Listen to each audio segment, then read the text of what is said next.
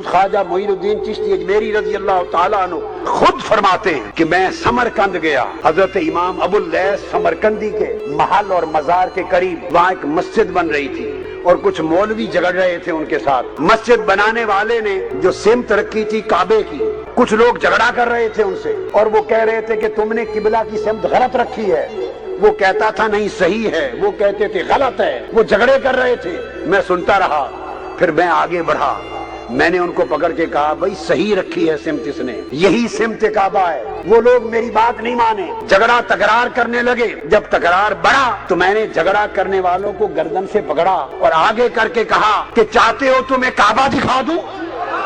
انہوں نے کہا دکھاؤ۔ میں نے انہیں کہا میری انگلیوں میں دیکھو، پکڑ کے آنکھیں کھلوائی، ہاتھ کے اندر دیکھا تو کعبہ ان کے سامنے نظر آیا، کہا یہی سمت کعبہ ہے۔